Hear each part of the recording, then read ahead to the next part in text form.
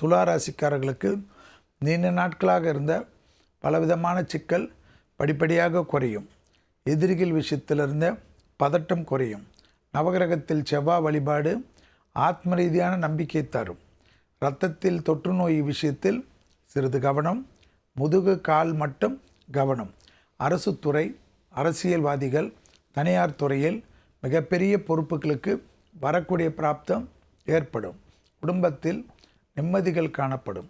அசையாமசைய பொருள் சேர்க்கை ஆனந்தத்தை தரும். தொழில் ரீதியாக நல்ல முன்னேற்றங்கள் ஏற்படுவது கண்கூடாக பார்க்கக்கூடிய அமைப்பை பெற்றுத்தரும். யோகமும் அனுகூலமும் ஒன்று சேரக்கூடிய நல்ல காலகட்டம். பெரிய மனிதர்களை சந்திக்கக்கூடிய பிராப்தம் துலாத்துக்கு ஆச்சரியமான அமைப்பே ஏற்படும். திடீரென்று படைப்பாளிகள், கலைத்துறையினர், மீடியா துறையினர், மியூசிக்கில் இருப்பவர்களெல்லாம் டக்கென்று லைம்லைட்டுக்கு வருவார்கள்.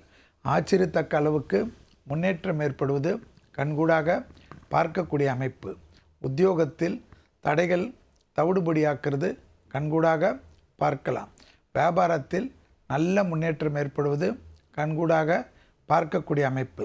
ஆச்சரியத்தக்க அளவுக்கு முன்னேற்றங்கள் பெற்றுத்தரக்கூடிய 15 நாட்கள். சுபகாரிய தடைகள் டக்கென்று நிவர்த்தி ஏற்படுத்தக்கூடிய சிக்னல்கள் கிடைப்பது மனநிறைவை ஏற்படுத்தும். வேற்றுமொழி மனிதர்களால் அதிகம் ஆதாயம் பெறக்கூடிய ராசிக்காரர்கள்.